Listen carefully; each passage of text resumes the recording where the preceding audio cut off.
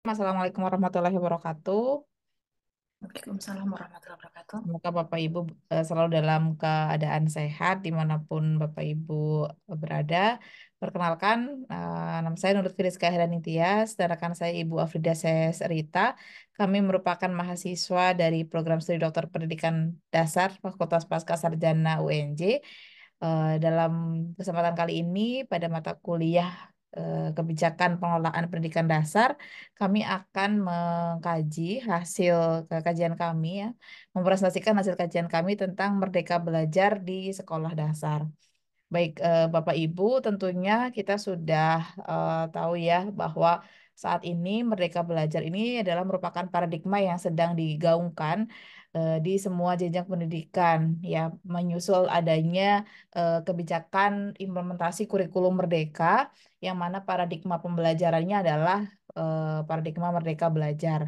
Nah, paradigma ini itu mendorong sekolah atau tripusat pendidikan ya, sekolah, masyarakat, dan orang tua diberikan kemerdekaan untuk bisa mengelola pembelajaran pendidikan yang lebih berkualitas, yang lebih sesuai dengan karakteristik siswa.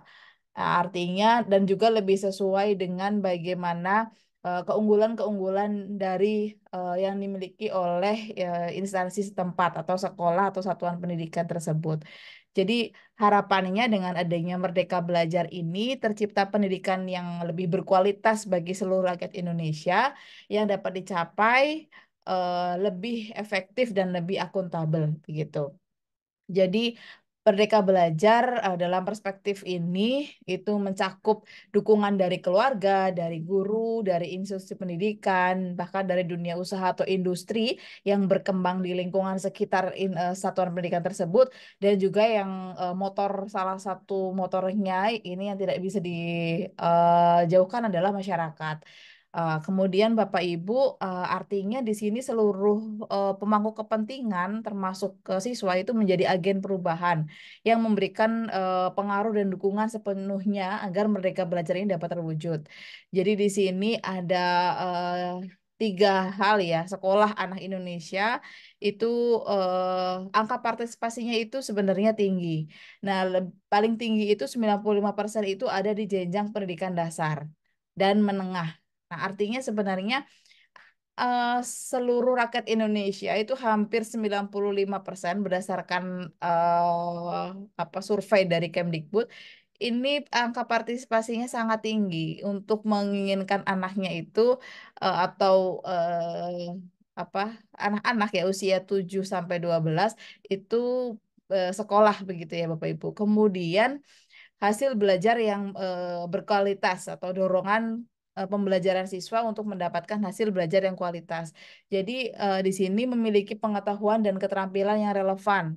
Hasil penelitian berkualitas tinggi dan 90% itu tingkat penempatan kerja yang tepat ya Bapak Ibu ya. Kemudian tidak ada anak yang tertinggal. Jadi dengan adanya Merdeka Belajar ini memang diharapkan adanya distribusi yang merata gitu, baik secara geografis maupun secara status sosial ekonomi. Nah, ini dapat dicapai melalui perbaikan beberapa diantaranya adalah infrastruktur dan teknologinya. Oleh karena itu, di kurikulum Merdeka itu saat ini sudah menggunakan platform pendidikan berbasis teknologi, begitu ya, atau PMM ya. Kemudian ada juga secara kebijakan prosedur dan pendanaan.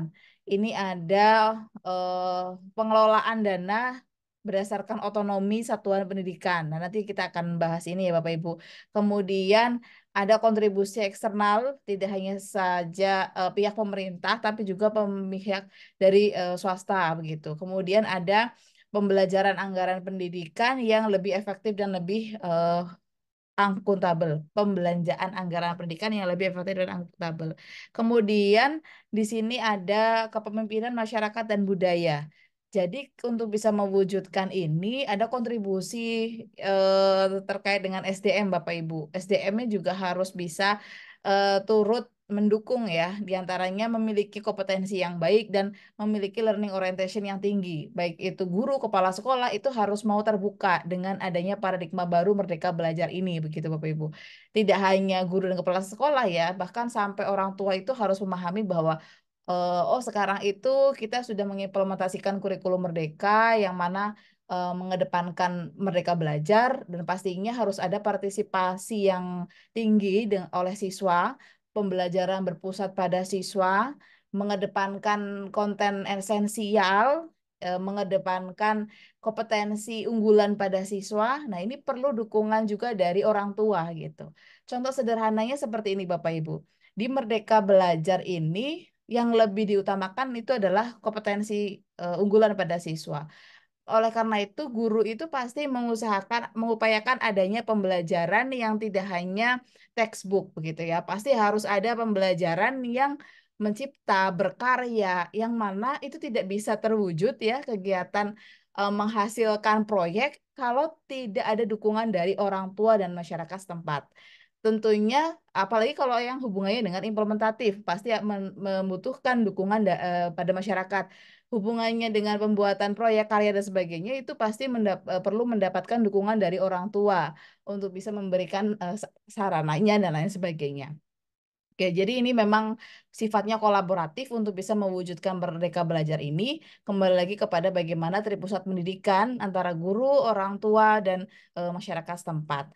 Kemudian kita juga harus bisa membuka diri terhadap adanya kurikulum nasional. Ya, yang saat ini kurikulum mereka ini kan disebut sebagai kurikulum nasional dan juga asesmen nasional yang memang menyatu ya dengan kurikulum nasional tersebut.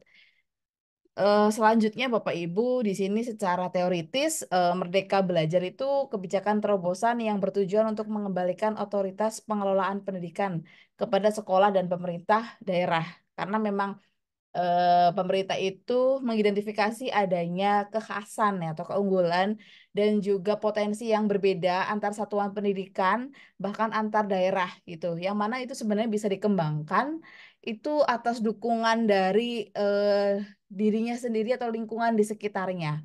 Oleh karena itu munculnya Merdeka Belajar ini karena memahami potensi setiap daerah itu beda-beda. Potensi setiap instansi juga berbeda-beda. Keunggulan setiap instansi, kekhasannya itu berbeda-beda. Nah, ini menjadi poin penting eh, menjadi dasar atau pijakan untuk mengembangkan Merdeka Belajar ini.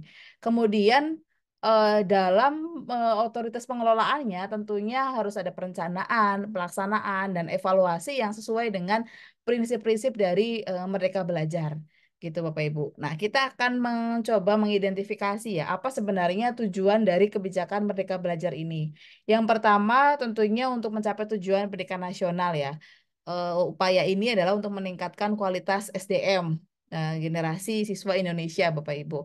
Nah, kemudian pertanyaannya kenapa harus merdeka ya belajarnya gitu ya. Yang pertama, adanya peraturan pendidikan selama ini yang sifatnya itu kaku. Ternyata UN, Bapak Ibu ya, itu tidak semua lini masyarakat itu setuju dengan adanya UN. Tidak semua sistem pendidikan itu setuju juga dan mendukung UN. Mereka seperti mohon maaf, seperti terpaksa ya karena adanya tuntutan UN tersebut gitu. Jadi mau tidak mau setiap sekolah itu seakan-akan mengedrill siswanya untuk bisa melampaui target dari UN. Padahal UN ini base-nya adalah kognitif. Yang mana kita tahu kalau kita belajar itu sebenarnya tidak hanya kognitif harusnya yang dilihat, yang diidentifikasi ya dalam proses pembelajaran, tapi juga ada afektif psikomotor. Tapi untuk UN ini itu lebih cenderung ke kognitif anak. Padahal tidak semua anak, tidak semua siswa itu memiliki keunggulan di kognitifnya. Nah, ini menjadi perdebatan itu karena hal tersebut. Karena seakan-akan eh, kesuksesan anak itu hanya ditentukan anak-anak yang pintar, anak-anak yang suka menghafal karena sifatnya UN ini kan drilling ya dan juga memaksa sekolah untuk bisa menghalalkan segala cara ya untuk bisa meningkatkan ranking dalam kelulusan UN karena label lulus UN 100% itu menjadi tantangan ya untuk setiap sekolah dan juga animo kepada masyarakat gitu menjadi seperti brandingnya sekolah itu adalah ketika bisa meluluskan anak-anaknya pada UN 100% begitu. Di masyarakat pun di mata masyarakat tuh menjadi seperti itu. Nah, ini menjadi adanya lomba-lomba antar satuan pendidikan yang kemudian tidak efektif, ya menimbulkan banyak mohon maaf mungkin adanya kecurangan dan lain sebagainya. Yang kemudian ini dikaji kembali oleh pemerintah sehingga karena merasa setiap instansi atau sekolah itu terpenjara begitu ya. Jadi memang di sini salah satu kebijakan untuk memerdekakan fungsionalitas dari sekolah itu seperti itu dengan menghadirkan Merdeka Belajar. Jadi menggeser aturan UN ini Bapak Ibu nanti akan dibahas oleh Bu Afrida. Kemudian ketidakefektifan pencapaian tujuan nasional. Nah, jadi karena kita rujukannya itu adalah tidak hanya secara nasional tapi juga internasional yang diidentifikasi oleh PISA gitu ya Bapak Ibu.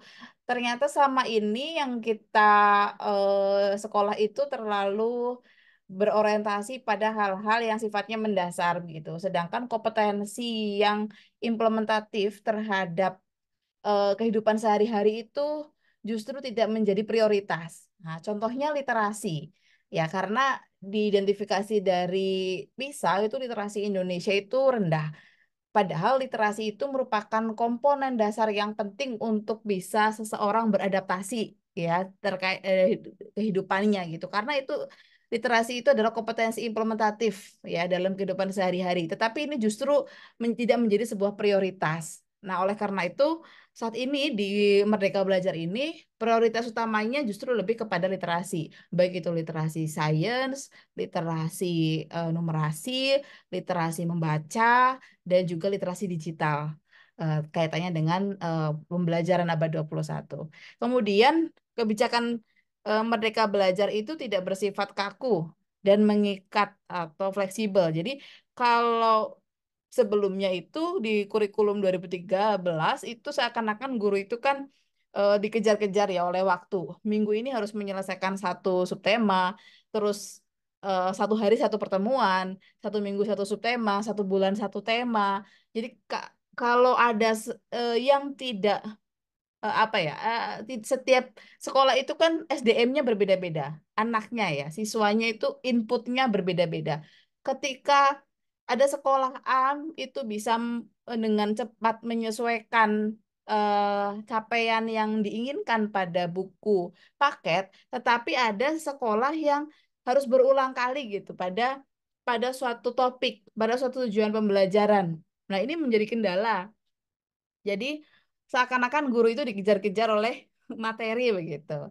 Apalagi kalau sudah mau mendekati ujian gitu. Oh, kalau belum selesai materinya itu seakan-akan harus dikejar sampai selesai, sampai tuntas. Padahal beban dari materi yang atau tujuan yang tujuan pembelajaran atau kompetensi yang harus dicapai oleh siswa itu terlalu banyak. Begitu, tidak esensial gitu. Nah, yang diinginkan dalam Merdeka Belajar ini adalah setiap sekolah itu mengembangkan materi yang esensial yang sesuai dengan karakteristik siswa begitu dan juga keunggulan yang ada pada sekolah gitu. Oke, kemudian apa manfaat pelaksanaan kebijakan Merdeka Belajar? Yang pertama, pastinya kita akan menjadi suatu solusi yang efektif ya. Meskipun sebenarnya outcome ini kan belum terbentuk ya, karena kan baru implementasinya baru diimplementasikan di tahun 2020. Artinya outcome ini belum bisa diukur, tapi bisa diprediksi ya dengan adanya learning by student-centered learning, dengan adanya pembelajaran berbasis proyek, dengan adanya fokusnya guru untuk bisa mengembangkan kompetensi siswa, tidak mengejar materi begitu ya, dan juga guru diberikan kebebasan untuk bisa memilih memilah memperdalam materi-materi yang sifatnya adalah esensial. Jadi tentunya di sini efektivitas dan efisiensi itu terhadap kondisi dan tantangan permasalahan pendidikan itu lebih bisa diwadahi begitu Bapak Ibu. Kemudian eh Trik Pusat Pendidikan itu lebih merasa ada tanggung jawab ya terhadap pengelolaan pendidikan di sekolah masing-masing karena sudah tidak lagi dikendalikan oleh pemerintah. ketercapaiannya, tapi sudah menjadi otonomi dari satuan pendidikan dan pusat yang ada di sana begitu Bapak Ibu. Jadi ini akan memberikan dorongan kepada penggerak di instansi itu untuk bisa eh, meningkatkan gitu ya, meningkatkan rasa tanggung jawabnya. Kemudian di sini Bapak Ibu ada tujuan dari Merdeka Belajar. Yang pertama meningkatkan mutu pendidikan, kemudian memperluas akses pendidikan, memperkuat karakter peserta didik melalui pengembangan profil pelajar Pancasila, dan juga meningkatkan kompetensi guru dan tenaga kependidikan. Mungkin kita akan soroti yang pertama mutu pendidikan. Jadi pasti ketika adanya otonomi kepada siswa dan guru untuk belajar, ini mereka akan berkembang sesuai dengan minat, bakat, dan kompetensi unggulannya. Kemudian adanya eh, apa namanya memperluas akses pendidikan ya, karena di sini lebih kepada pembelajaran yang sifatnya esensial, kontekstual dengan kehidupannya yang ada di lingkungan sekitar. Jadi peran dari swasta, pihak swasta, masyarakat itu penting dan bisa dilibatkan begitu. Kalau pembelajarannya itu lebih condong kepada pembelajaran yang arahnya adalah kontekstual ya, dan esensi yang memang dibutuhkan. Kemudian karakter, karena sekarang itu kurikulum Merdeka adalah salah satu programnya adalah pengembangan profil pelajar Pancasila, maka 6 karakter profil pelajar Pancasila itu yang terinternalisasi ya dalam proses pembelajaran, maupun juga ada project ya, project P5 yang memang dikembangkan dan menjadi salah satu alokasi yang dialokasikan ya dalam kurikulum nasional ini atau kurikulum Merdeka. Kemudian meningkatkan kompetensi guru. Nah, pasti tidak mau gurunya harus memiliki kemauan untuk atau learning orientation yang tinggi gitu ya, untuk mengetahui paradigma pembelajaran apa, kemudian implementasi strategi model pembelajaran yang inovatif apa yang bisa diterapkan untuk bisa meningkatkan kualitas dari pembelajarannya, untuk bisa mencapai esensi dari tujuan pembelajaran yang diinginkan, untuk bisa menyesuaikan dengan perkembangan abad 21. Nah, pasti harus ada program pelatihan, pengembangan profesional, dan pemerintah sebenarnya sudah sampai kepada menghadirkan guru penggerak, sekolah penggerak yang harapannya ini menjadi eh apa namanya mengalir gitu ya Bapak Ibu, mengalir seperti sungai ya, mengalir ke ke beberapa tempat yang mana ini praktik baik dalam pembelajaran abad 21 dengan paradigma itu bisa diadopsi gitu ya di semua sekolah begitu, dengan adanya upaya pelatihan dan juga implementasi kurikulum saat ini melalui sekolah penggerak maupun guru penggerak. Kemudian, namun ini juga pasti ada tantangannya gitu ya, karena pertama mengubah mindset pasti ya, mengubah mindset itu tidak mudah. Yang tadinya paradigma lama kemudian ke paradigma baru dengan berbagai apa ya kemajuan, kemudian dengan mungkin ada pembelajaran yang tadinya konvensional terus harus pembelajaran inovatif, itu tidak semua guru memiliki kompetensi untuk bisa cepat menyerap dan mengimplementasikan. Nah, ini pasti harus ada keterbukaan ya dari guru untuk mau belajar gitu, untuk bisa mengubah mindsetnya. Kemudian harus juga diperlukan infrastruktur dan dukungan dari SDM yang memadai untuk mengimplementasikan. Karena percuma kalau kebijakannya bagus begitu, tapi dari SDM-nya tidak memiliki integritas yang baik untuk mengimplementasikan, itu juga akan sulit untuk bisa terserap gitu ya bagaimana inovasi tersebut gitu Bapak Ibu. Kemudian adanya peningkatan kualitas guru dan tenaga pendidikan ini menjadi tanggung jawab tidak hanya sekolah ya, pasti juga di situ adalah seperti apa namanya organisasi seperti KKG, MGMP. Nah, itu memiliki tantangan gitu untuk bagaimana bisa meningkatkan kualitas dari guru-guru yang diwadahi dalam organisasi tersebut. Nah, dalam MGMP atau perkumpulan guru, atau kalau di madrasah itu KKMI dan lain sebagainya. Kemudian pemantauan dan evaluasi. Nah, ini juga agar bisa efektif itu tentunya diperlukan pemantauan dan evaluasi secara secara menyeluruh ya, sifatnya bisa vertikal, bisa horizontal. Vertikal itu artinya melibatkan misalnya adanya pengawas atau korwil ya, atau dari kepala sekolah ke guru ya, bagaimana implementasi dari Merdeka Belajar itu dilakukan, dan juga secara horizontal bisa melalui guru antar guru gitu. Apakah guru tersebut bisa memberikan review ya kepada guru lain atau peer review kepada guru lain bagaimana untuk saling mensupport terwujudnya Merdeka Belajar itu dengan baik dan berefektif begitu. Dan di sini Merdeka Belajar itu ada model yang bisa kita kembangkan di sekolah dasar Bapak Ibu. Penilaian yang lebih holistik, manajemen sekolah yang partisipasif, infrastruktur pembelajaran berbasis proyek, pemberdayaan guru, partisipasi dan keterlibatan orang tua, dan fleksibilitas dari kurikulum. Fleksibilitas dari kurikulum itu apa? Jadi harus bisa menyesuaikan kurikulum. Jadi ada kurikulum operasional sekolah atau KOS yang mana itu harus bisa me, mewadahi ya kebutuhan atau karakteristik siswa. Begitu Bapak Ibu. Contohnya guru itu diarahkan untuk lebih kreatif dalam menyampaikan materi. Contohnya seperti ini Bapak Ibu. Saat ini itu guru harus mampu memahami gaya belajar apa yang cenderung dimiliki oleh anak-anak di kelasnya. Nah, itu harus bisa diidentifikasi oleh guru untuk bisa menerapkan strategi pembelajaran apa ya yang tepat, ya, menggunakan media apa yang tepat untuk bisa membuat pembelajaran itu lebih efektif begitu. Itu penting memahami karakteristik siswa bahkan sampai kepada di mana siswa itu levelingnya itu berada pada level apa. Nah, itu juga akan menyesuaikan dari capaian pembelajaran apa yang ingin dicapai gitu.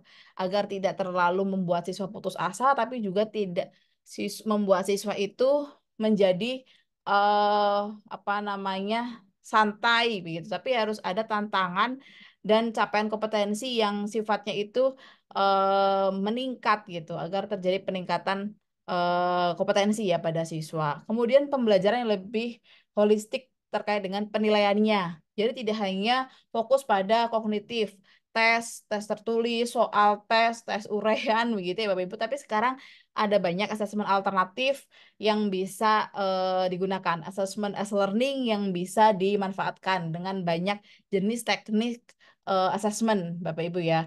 Ada asesmen formatif, kita lebih perbanyak di dalam implementasi Merdeka Belajar ini dengan beragam teknik ya, tidak hanya sekedar tes tapi juga bisa melalui apa namanya keterampilan ya atau proyek, produk, base-nya adalah kinerja atau juga bisa sikap. Seperti itu. Kemudian pemberdayaan guru, guru bebaskan untuk mengembangkan metode dan metode yang inovatif, bahkan mereka diarahkan untuk mengembangkan media pembelajaran secara mandiri dengan menggunakan beragam teknologi yang sedang berkembang saat ini ya Bapak Ibu. Dan ada PMM itu yang bisa mendukung bagaimana kualitas pembelajaran itu terus diupayakan. Itu di situ guru bisa mengadopsi ya dari guru-guru inovatif yang berada beda mungkin nggak dikenal begitu ya, tapi di situ karyanya ada di PMM tersebut dan bisa guru adopsi, bisa guru adaptasi untuk bisa diimplementasikan di satuan pendidikannya ketika mengajar. Kemudian pentingnya partisipasi dan keterlibatan orang tua untuk bisa mendukung pembelajaran. Apabila nanti berbasis proyek, maka orang tuanya juga harus mendukung, mau memfasilitasi dan apa ya, memberikan dukungan yang yang baik kepada sekolah gitu, tidak hanya pada sekolah. Oke, Bapak Ibu, mungkin itu dari saya. Ini tadi sudah dibahas ya, manajemen sekolah yang partisipasif, yang sifatnya adalah inklusif dan demokratis. Selanjutnya silakan Bu Afrida. Baik, terima kasih Bu Rizka sudah menjelaskan sangat jelas terkait tentang Merdeka Belajar, apa tujuan pelaksanaannya, kenapa harus Merdeka Belajar, dan tantangan begitu ya Bapak Ibu. Sekarang saya coba lanjutkan tentang pokok-pokok kebijakan Merdeka Belajar. Nah, di awal launchingnya kebijakan Merdeka Belajar pada episode 1 sampai 3 itu ada 5 pokok kebijakan. Yang pertama, USBN itu akan menjadi asesmen sekolah. Yang kedua itu UN menjadi asesmen kompetensi minimum dan survei karakter. Yang ketiga itu RPPE itu harus efektif, efisien, berorientasi pada siswa. Yang keempat itu tentang zonasi, PPBD zonasi. Yang kelima itu tentang fleksibilitas BOS, dana BOS.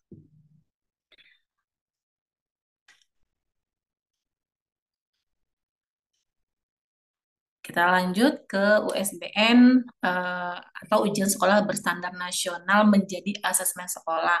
Nah, kenapa ini menjadi pokok kebijakan terhadap Merdeka Belajar? Nah, alasan dan tujuan utamanya adalah untuk mengembalikan hak kepada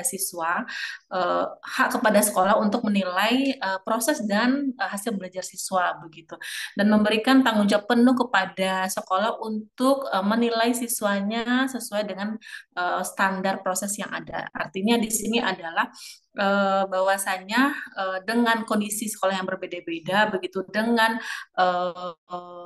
apa standar Merdeka Belajar yang mengorientasikan kepada siswa, maka di sini penilaian ujian itu dikembalikan kepada sekolah seluas-luasnya. Lalu, apa saja unsur yang terlibat dalam USBN menjadi asesmen ini? Yang pertama, yang pasti adalah sekolah. Nah, sekolah ini memang harus bisa mampu memfasilitasi guru untuk meningkatkan kompetensinya, lalu agar mampu memberikan penilaian yang tepat, mengevaluasi pembelajarannya, kemudian bagaimana guru kemudian mampu memilih strategi pembelajaran yang efektif sehingga mampu mengukur kemampuan siswa. Lalu kemudian setelah itu bagaimana guru memfasilitasi dan merefleksikan hasil pembelajaran bersama siswa. Yang kedua, unsur terlibat adalah yang pastinya pasti adalah Kemendikbud gitu ya, untuk menyusun dan mendiseminasikan program dalam peningkatan kualitas sekolah. Lalu yang berikutnya adalah Dinas Pendidikan Provinsi yang harusnya juga memfasilitasi agar USBN ini bisa maksimal dilakukan. Kemudian tentang AKM dan survei karakter. Nah, kita tahu bahwasannya selama ini UN itu menjadi, waktu zaman saya ya, waktu pada zaman kita pada umumnya ya, dulu UN itu menjadi standar nilai gitu ya. Padahal UN itu bukan menjadi satu-satunya standar gitu, karena yang namanya pembelajaran itu adalah proses dan hasil gitu. Maka di Merdeka Belajar ini UN itu menjadi asesmen kompetensi minimum yang kemudian mampu tidak hanya untuk mengukur kemampuan konten siswa, tapi juga bagaimana kemudian ini mampu mengukur kinerja siswa, sekolah, kemudian mengukur literasi, numerasi, dan karakteristik siswa begitu. Selanjutnya, siapa saja yang terlibat dalam uh, AKM SK ini? Yang pertama ya sekolah tidak perlu persiapan khusus dalam pelaksanaan AKM SK ini. Namun demikian sekolah juga perlu meningkatkan kualitas proses pembelajaran, terutama bagaimana kemudian menggali kemampuan berpikir kritis siswa begitu, menjadi salah satu tugas utama dari sekolah. Lalu kemudian unsur yang terlibat adalah Kemendikbud ya. Setelahnya yang pasti adalah Dinas Pendidikan Provinsi gitu yang akan berkoordinasi dengan Kemendikbud. Lalu yang ketiga, pembuatan RPP yang efektif, efisien, dan berorientasi pada siswa mampu belajar. Nah, selama ini RPP itu kan sesuatu yang beban administrasi yang wajib dilakukan oleh guru begitu, yang kemudian tanpa melihat atau tanpa mempertimbangkan kondisi karakteristik siswanya masing-masing dan karakteristik dari materi pembelajaran dan kondisi sekolah gitu. Nah, di Merdeka Belajar itu dituntut bagaimana guru itu mampu menyusun RPP yang efektif gitu, berorientasi kepada pengalaman siswa dalam belajar sehingga pembelajaran itu bisa menjadi efisien dan menyenangkan dan tidak terlepas dari pemilihan metode media yang serta evaluasi pembelajaran. Nah, sama halnya unsur yang terlibat itu juga di sini adalah sekolah ya. Sekolah itu di sini artinya guru itu mampu memfasilitasi siswanya dengan mempersiapkan RPP yang berorientasi terhadap pada kebutuhan siswa. Lalu kemudian guru itu ketika misalkan apa ada waktu luang gitu, bagaimana kemudian guru bisa memaksimalkan waktu itu untuk meningkatkan kualitas pembelajaran. Lalu unsur yang berikutnya pasti ada kementerian dan dinas pendidikan terkait. Lalu terkait PBBDB zonasi. Nah, sebenarnya ini juga dulu sudah ada ya zonasi ini ya. Namun zonasi yang lama itu tidak memberikan fleksibilitas bagi dinas pendidikan provinsi dan sekolah. Nah, pada Merdeka Belajar kebijakan baru terhadap PPDB ini yakni mampu memberikan fleksibilitas kepada dinas provinsi sekolah itu sebanyak 50% untuk jalur zonasi tersebut dan ini juga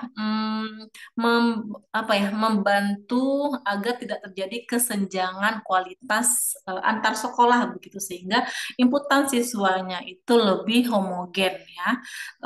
Dan apa ya anak-anak juga yang maksudnya yang berprestasi tidak harus pergi jauh gitu ketika sekolahnya ada di sekitar lingkungan rumahnya. Kemudian unsur yang terlibat sekolah itu mampu memfasilitasi guru untuk melakukan metode pembelajaran yang sesuai dari siswa terlepas dari kecepatan belajarnya karena mendapatkan input siswa yang heterogen ya. Artinya di sini pembelajaran diferensiasi. Lalu ada Kementerian Pendidikan dan Dinas Provinsi. Selanjutnya, terakhir tentang fleksibilitas dana BOS ya. Nah, ini menjadi kebijakan dalam Merdeka Belajar.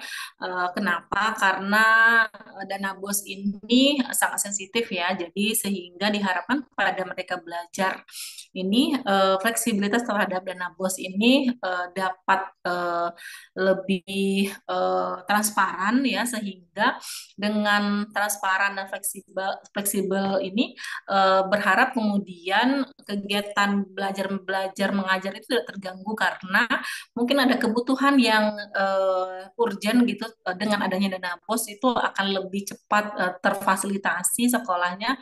Lalu kemudian dengan fleksibel ini juga yang kita ketahui ya bahwasanya guru itu apalagi guru honor itu ya kita tahu sendirilah gajinya ya kan dengan fleksibilitas dana BOS itu artinya uang uang insentif guru itu tidak harus menunggu beberapa bulan gitu ya. Lalu kemudian unsur yang terlibat juga ada sekolah sebagai pengelola dana. Lalu yang diharapkan dari fleksibilitas ini mampu meningkatkan kualitas belajar siswa. Lalu ada Kementerian Pendidikan dan Dinas Pendidikan Provinsi. Ibu, kesimpulan dari penyajian materi kami hari ini terkait tentang pengelolaan pendidikan sekolah dasar berbasis Merdeka Belajar, yakni dengan Merdeka Belajar ini nanti diharapkan bahwa terdapat perubahan yang sangat signifikan dalam sistem pendidikan di Indonesia ini. Dengan begitu, terdapat kebebasan bagi sekolah eh, dan memberikan fleksibilitas yang lebih relevan, inklusif, dan sesuai dengan kebutuhan siswanya ya. Karena tadi basic dari Merdeka Belajar itu adalah bagaimana pengelolaan sekolah itu dikembalikan ke sekolah, baik dimulai dari merencanakan, kemudian melaksanakan dan mengevaluasi program-program yang sudah disiapkan oleh sekolah dengan mengacu pada standar maupun prinsip yang ada di Merdeka Belajar. Namun demikian, keberhasilan dalam implementasi dari kurikulum Merdeka Belajar ini juga tentunya tidak terlepas dari kesiapan berbagai pihak ya, dari baik itu dari stakeholdernya, lalu infrastruktur sekolahnya, gurunya gitu, kemudian eh, siswa, masyarakat begitu ya, dalam upaya berkelanjutan untuk mengatasi tantangan-tantangan yang muncul dalam eh, kurikulum Merdeka Belajar. Baik, itu saja mungkin Bu Rizka, silakan mungkin ditutup.